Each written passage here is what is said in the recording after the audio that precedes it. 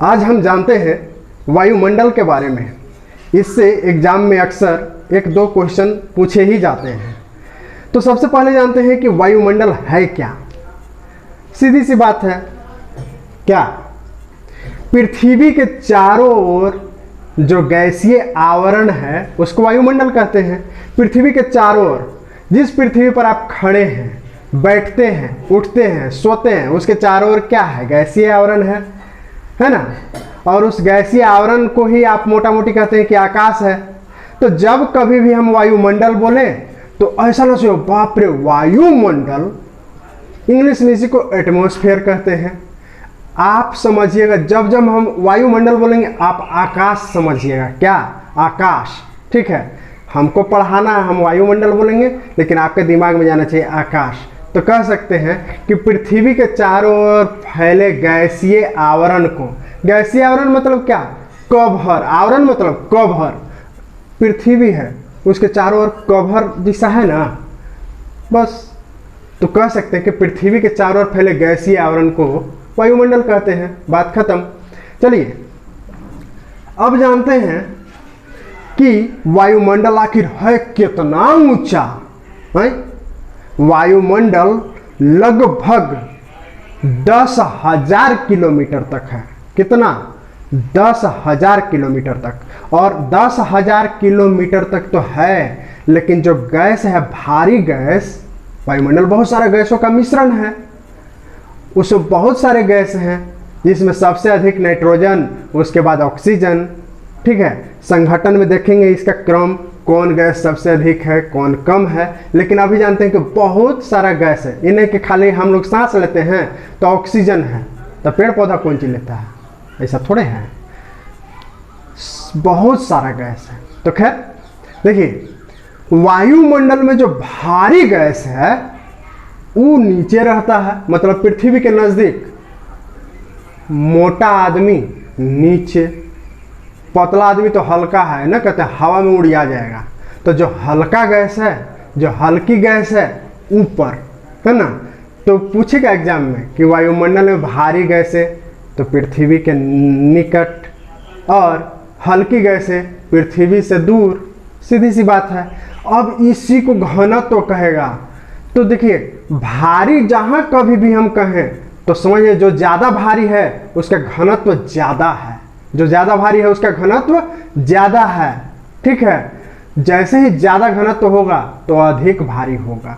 स्वाभाविक सी बात है, दोनों एक के बात है। ठीक है, तो इसी को ऐसे भी कह सकते हैं कि पृथ्वी के नजदीक कौन सी गैसें होती हैं, तो जिसका घनत्व अधिक होता है। पृथ्वी से दूर कौन सी गैसें होती हैं, जिसका घनत्व कम होता है ना।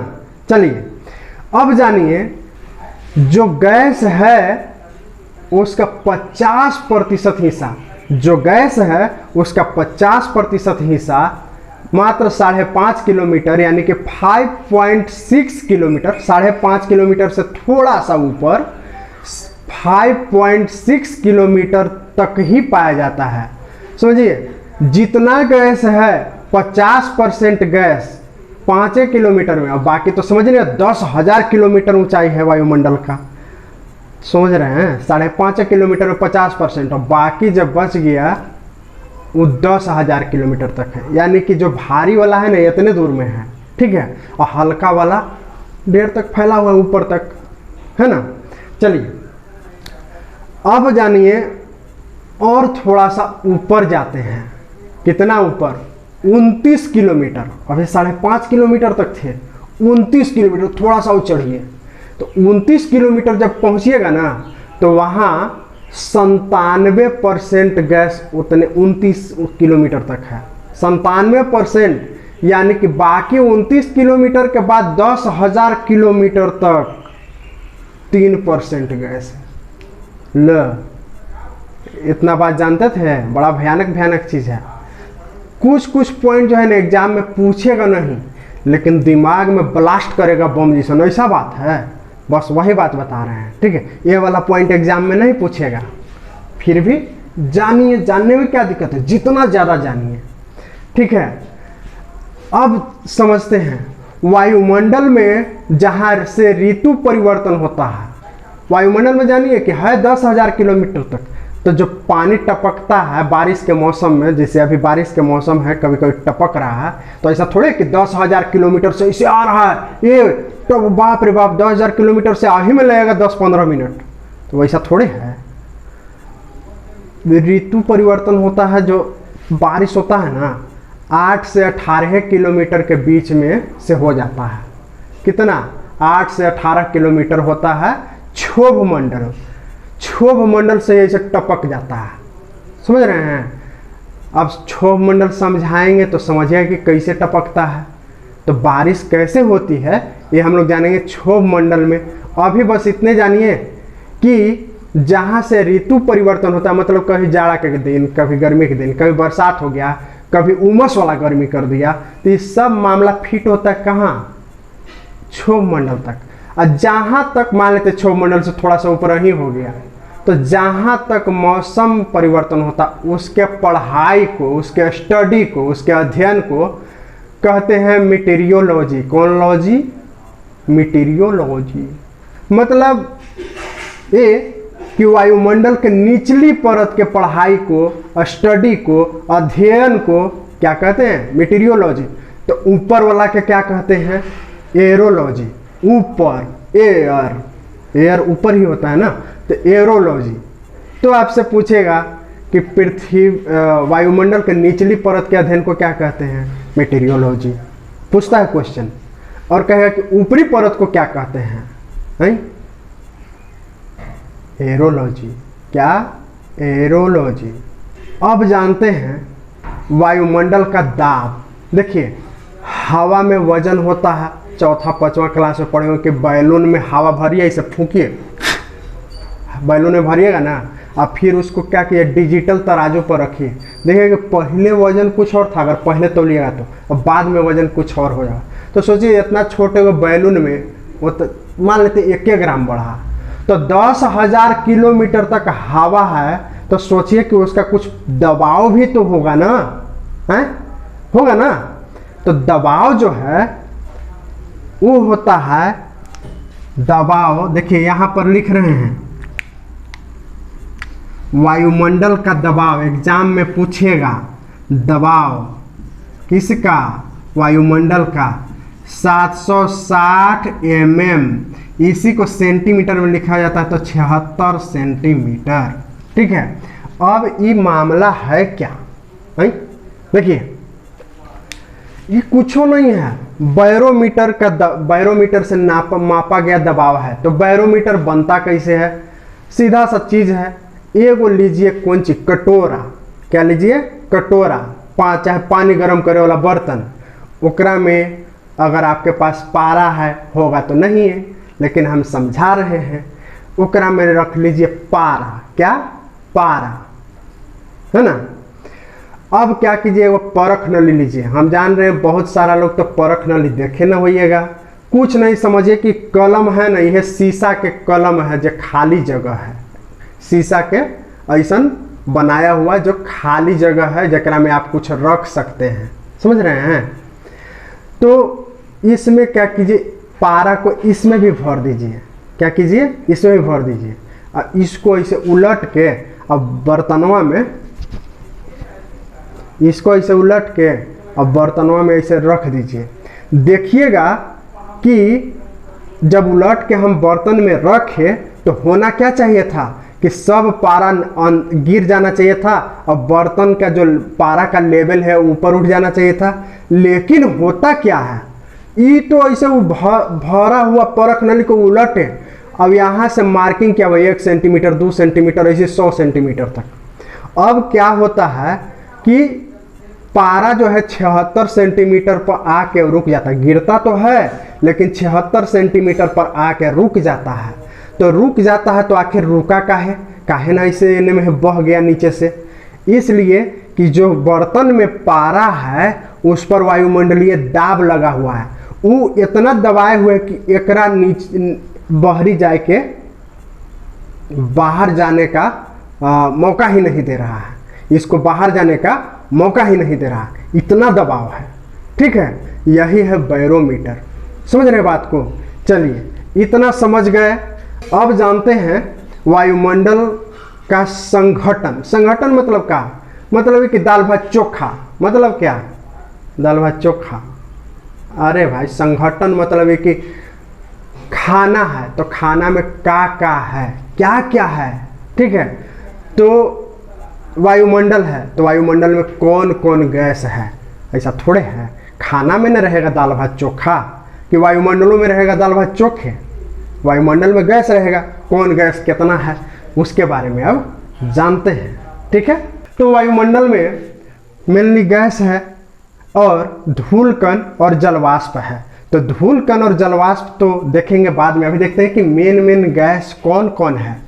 तो आप ऐसे तो जानते ही होंगे, लेकिन फॉर्मेलिटी है बताना। आप इंटेलिजेंट हैं कि नहीं? तो इंटेलिजेंट है तो आप जानते हैं, लेकिन फिर भी हम बताते हैं। देखिए नाइट्रोजन, N2 का मतलब नाइट्रोजन, ये कितना है? 78%, सबसे ज़्यादा। क्या? सबसे ज़्यादा वायुमंडल में, सबसे ज़्यादा। अगर यही पूछे कि ब्रह्मांड में, तो ब्रह्मांड मतलब सुन रहे हैं, पूरा ब्रह्मांड, समुच्चय सौर मंडल से लेकर आकाश गंगा सब, तो सब में 5वां स्थान। कितना? 5वां स्थान। पृथ्वी के वायुमंडल में पहला स्थान, लेकिन ब्रह्मांड में 5वां स्थान। और अगर कहे कि पृथ्वी के भूपर्पटी पर, या पृथ्वी के भूपर्पटी यानी कि सबसे ऊपरी सतह पर, तो 30वां स्थान। समझ रहे हैं?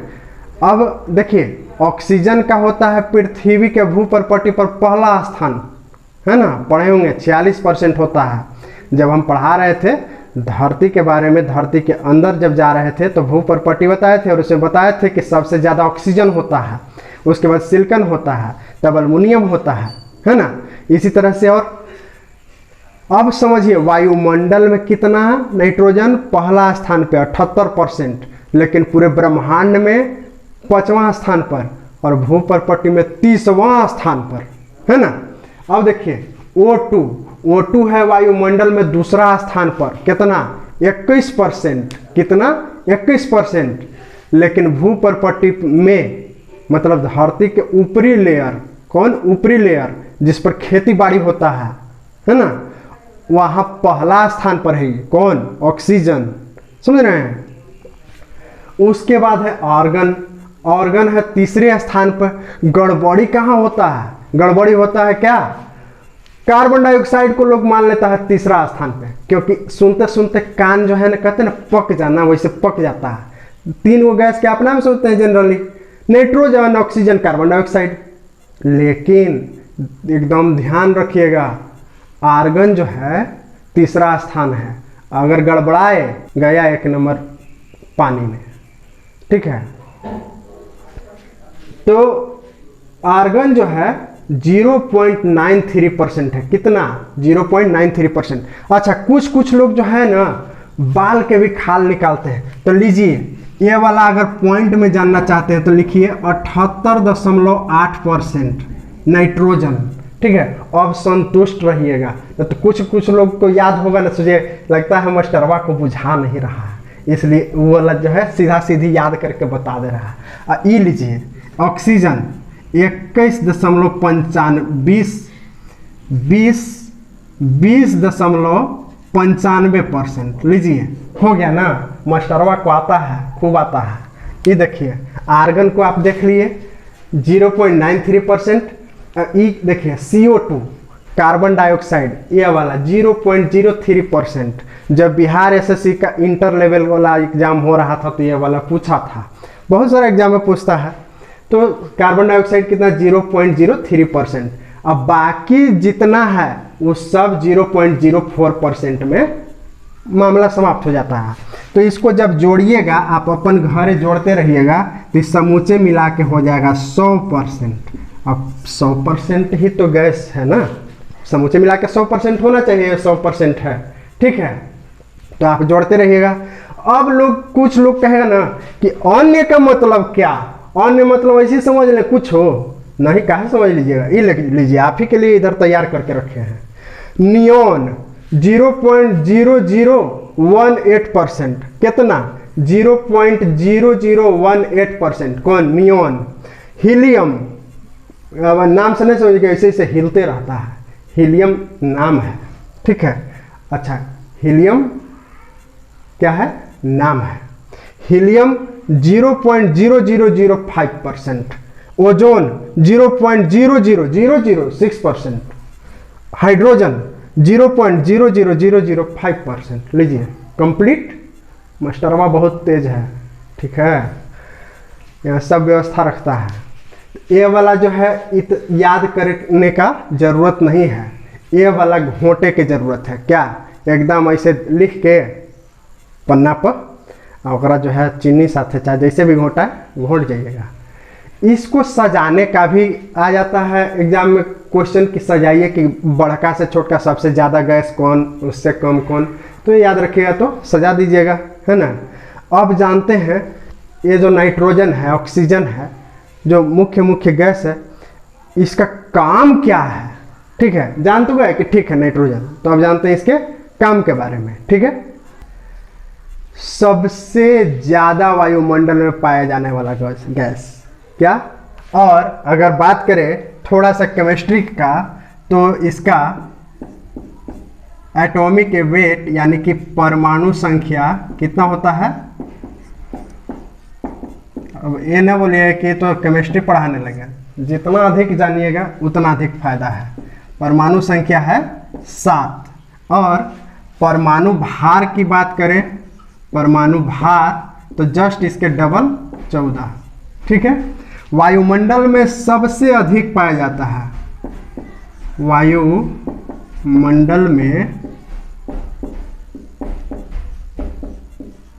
सबसे अधिक कौन? Nitrogen gas. कितना? 78%, ठीक है। जो नाइट्रोजन है ना तो इसका कोई रंग होता है, ना इसका कोई स्वाद होता है, और ना ही कोई गंध होता है।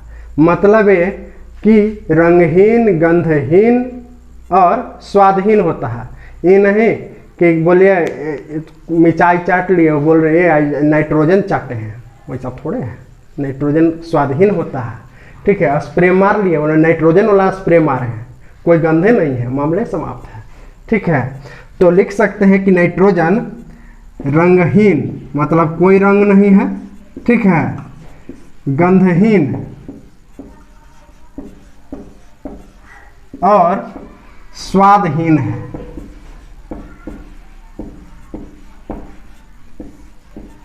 ठीक है। अच्छा, एक बात और जानिए, नाइट्रोजन वायुमंडल में 128 किलोमीटर तक मिलता है। कितना? 128 किलोमीटर तक नाइट्रोजन वायुमंडल में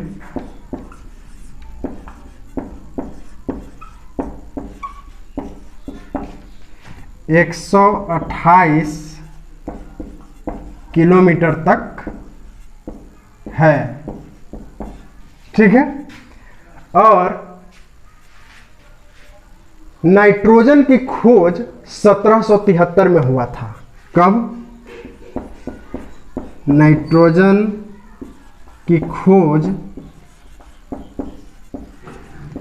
1773 में। जब इतिहास की बात करें तो भारत में पहली बार रेगुलेटिंग एक्ट पास हुआ था 1773 में। खोज किसने किया था? 1773 में रदरफोर्ड,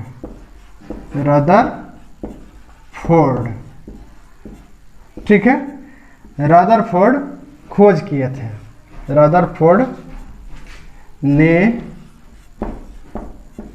खोज किया।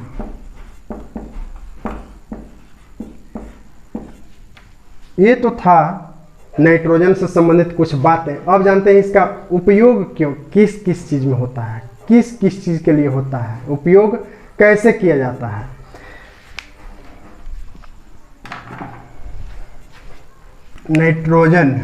नाइट्रोजन का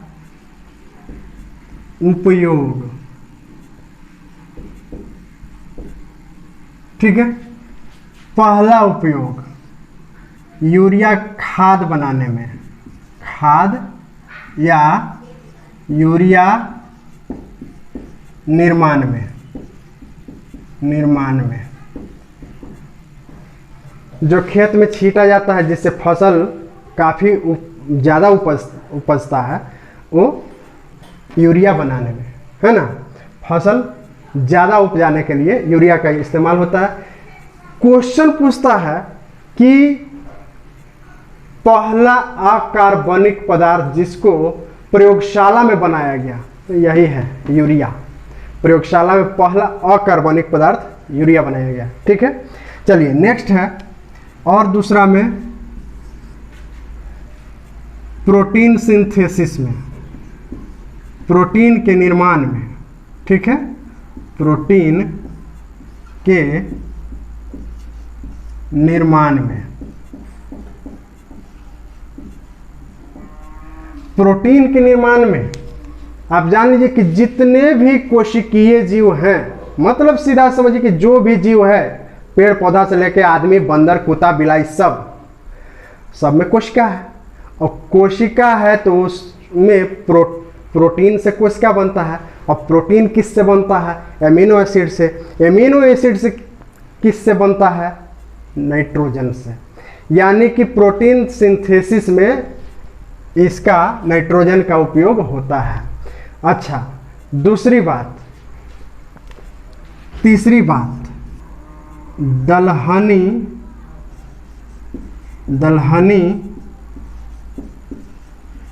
पौधों द्वारा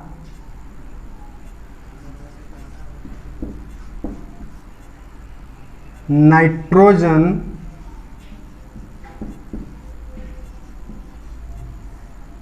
से नाइट्रेट बनाने में,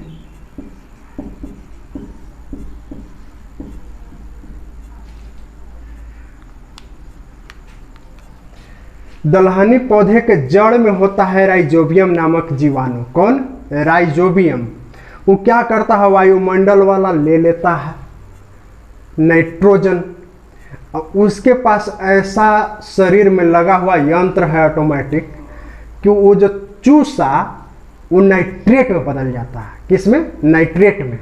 और नाइट्रेट में बदल जाने के कारण वो यूरिया की तरह काम करता है, प्रोटीन की तरह काम करता है, जिससे भूमि काफ़ी उपजाऊ हो जाता है। क्या? भूमि काफ़ी उपजाऊ हो जाता है। तो ये दलहनी पौधे इस तरह से इस्तेमाल करते हैं। नेक्स्ट है खाद्य परिरक्षण में, खाद्य परिरक्षण में।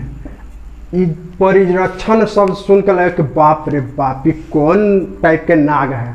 कुछ नहीं है। देखिए, खाद्य परिरक्षण यानी कि खाद्य के रक्षा करने में, खाद्य मतलब खाए वाला चीज के रक्षा करने में, खाद्य परिरक्षण में।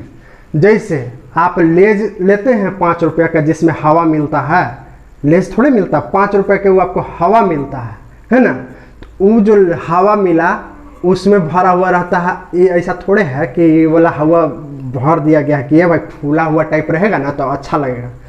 वो तो है, देखने में तो लगेगा ही अच्छा कि पूरा लग रहा है लेज एकदम एक पॉलीथीन दे दिया है, रहेगा तो 5 रुपया के, समझ रहे हैं? 5 रुपये के 5 गो आलू के कतरन आप खरीदते हैं। अब उसमें क्या होता है कि जो पॉलीथीन है फूला हुआ, उसमें नाइट्रोजन भरा हुआ रहता है ना। समझ रहे हैं क्या बता रहे हैं? जो पॉलीथीन देख रहे हैं फूला हुआ ना, लेज वाला, कुरकुरे वाला, उसमें नाइट्रोजन भरा हुआ रहता है। आप बोले कि नाइट्रोजन काहे हैं मार्ट साहब, मतलब ऑक्सीजन काहे ना भराएगा, आर्गन काहे ना भराएगा? तो हम अगर उल्टा पुल्टा जवाब देना रहेगा तो कहेंगे कि ज़्यादा वातावरण में वही ना है, तो ऐसा थोड़े कि बाकी चीज़ ना है। नहीं, नाइट्रोजन जो है ना एक अक्रिय गैस की तरह काम करता है। मतलब ये कि बहुत ज़्यादा किसी से रिएक्शन ना करता है, मतलब ये कि बहुत ज़्यादा किसी से लेन देन नहीं रखता है। हम अपना हैं तो हैं, समझ रहे हैं? ये टाइप क्या है, मतलब ये कि हमको किसी से मतलब नहीं। तो इसीलिए नाइट्रोजन को भरा जाता है, जबकि ऑक्सीजन क्या है, बहुत जल्दी किसी चीज से जाके उसे चिपक जाता है। क्या करता है, समझ रहे हैं? तो और नाइट्रोजन में ये चीज नहीं होता, ये चिपकू नहीं है, ऑक्सीजन चिपकू है, ठीक है। तो इसीलिए उसमें भरता, खाद्य परिरक्षण जल्दी सड़ता नहीं है।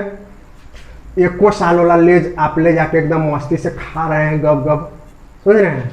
चलिए, ये तो हो गया खाद्य परिरक्षण में। नाइट्रोजन का उपयोग हम लोग टायर में भी करते हैं। कौन वाला टायर? साइकिल के टायर, एरोप्लेन में जो टायर होता है उसमें, साइकिल वाला में नहीं। कर सकते हैं लेकिन महंगी गैस है। अच्छा, अब लोग जहाँ जाइएगा पेट्रोल भरवाने, वहाँ पर भी पेट्रोल वाली जो गाड़ी जितनी भी चलती है, 2 पहिया 4 पहिया, बाइक, कार, उसमें नाइट्रोजन गैस भरवाने की सुविधा होती है। फायदा क्या होता है, नाइट्रोजन गैस जब संपीड़ित होती है, मतलब कि कस के इसे दबा दिया जाता है, तो ठंडा हो जाता है। क्या? ठंडा हो जाता है। ठंडा हो जाने के कारण क्या होता है कि गर्मी के दिन में अगर आप नाइट्रोजन गैस उसे भरवाते हैं टायर में, तो जल्दी फटेगा नहीं और ज़्यादा समय तक चलेगा, क्योंकि टायर ठंडा रहेगा, घिसेगा कम, ठंडा रखेगा। गर्मी के कारण कोई चीज़ जल्दी घिसता है, समझ रहे हैं? तो पेट्रोल पंप पर अब लगभग सभी जगह नाइट्रोजन गैस भरने की सुविधा है। आप जाइएगा तो पूछिएगा कि कौन वाला गैस वह भर दे, ना बोलिएगा तब तो सिंपल गैस ऐसे भर देगा हवा, लेकिन बोलिएगा कि नाइट्रोजन वाला भरो तो नाइट्रोजन भरेगा, ठीक है। तो टायरों में, किस चीज में?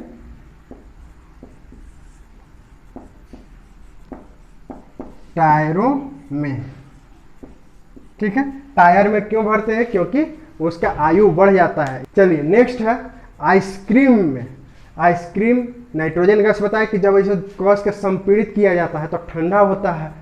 आइसक्रीम वगैरह में, या फिर जहाँ बड़े बड़े गोडाउन होते हैं, गोदाम होता है, जहाँ आलू प्याज ये सब बहुत लंबे समय तक रखा जा सके, तो नाइट्रोजन गैस या अमोनिया गैस का प्रयोग किया जाता है। अमोनिया भी नाइट्रोजन का ही एक रूप है, नाइट्रोजन का ही एक यौगिक है। तो कह सकते हैं कि नाइट्रोजन गैस का उपयोग आइसक्रीम बनाने में भी, मलाई बर्फ, आइसक्रीम बनाने में, ठीक है। चलिए आगे अब देखते हैं।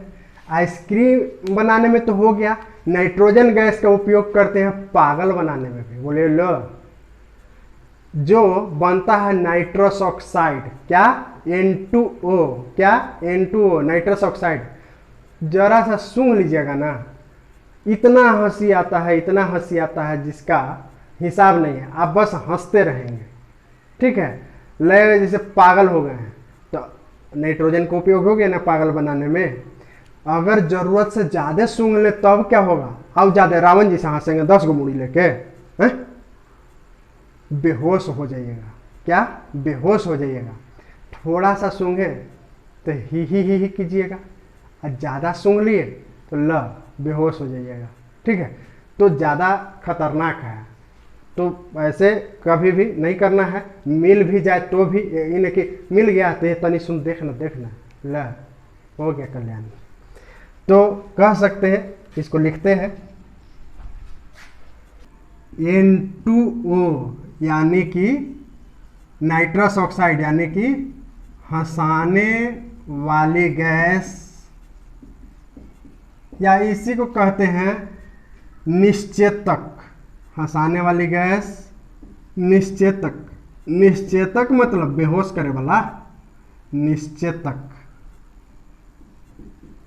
निश्चेतक गैस बनाने में, गैस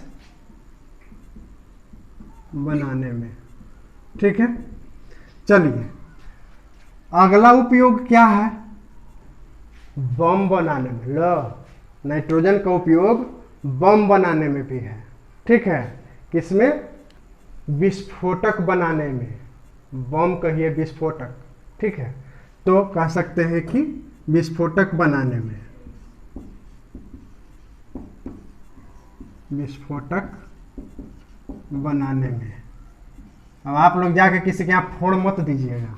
जैसे ट्राई नाइट्रो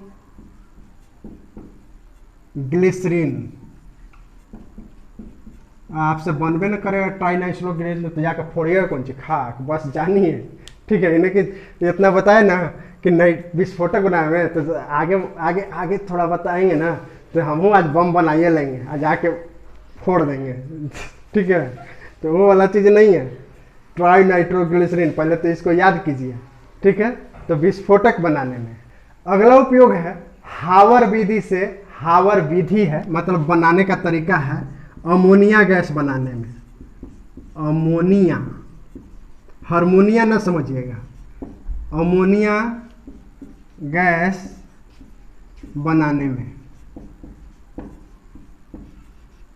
ठीक है, कौन विधि से? हावर विधि से।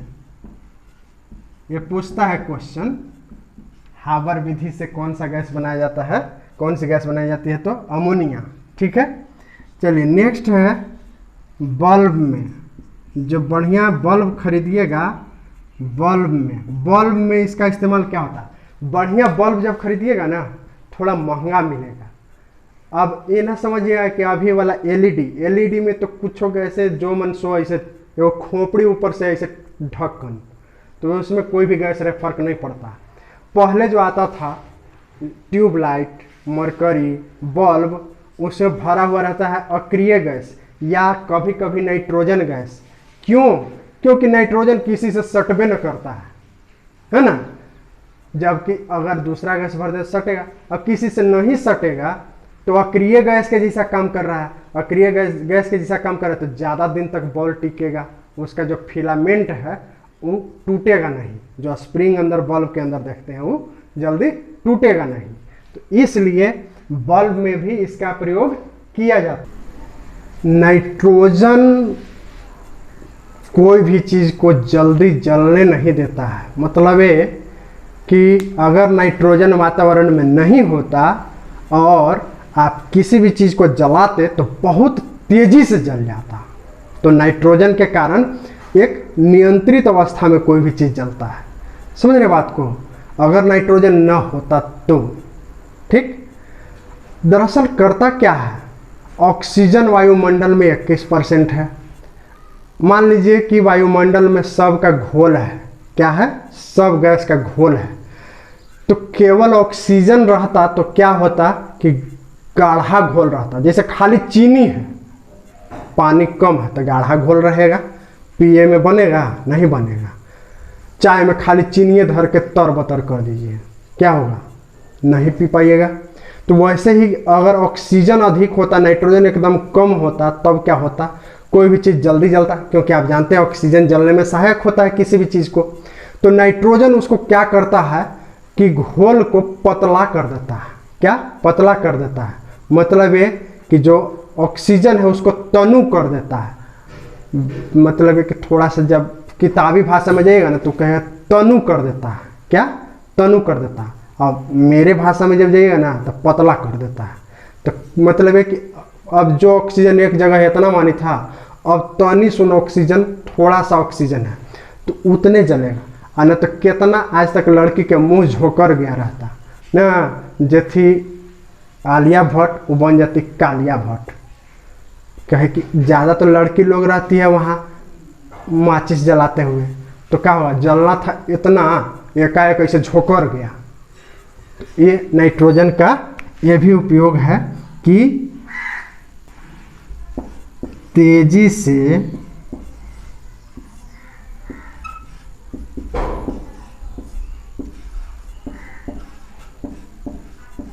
जलने से बचाता है। ठीक है, तेजी से जलने से बचाता है, मुंह झोंकरने से बचाता है। ठीक है, चलिए आखिरी में एक और इंफॉर्मेशन ये कि नाइट्रोजन के जो पुरनका नाम था वो था एजोट। मतलब शुरू में जब 1773 में खोज हुआ तो क्या नाम था? एजोट। बाद में 1790 में साप्टल, वैज्ञानिक का नाम है, सांप से चुंदर न समझ लीजिएगा, साप्टल। क्या? साप्टल। साप्टल नाम के वैज्ञानिक ने इसको नाम दिया नाइट्रोजन। क्या? नाइट्रोजन। तो पहले नाम था एजोट, अब हो गया नाइट्रोजन, है ना। कैसे? बचपन में जो है किसी का नाम रहता है सोनुआ, और सियान हो जाता है तो बन जाता है चंद्रबाबू मेहता। मिलते हैं फिर अगले वीडियो में, तब तक लगे रहिए अपने मिशन में।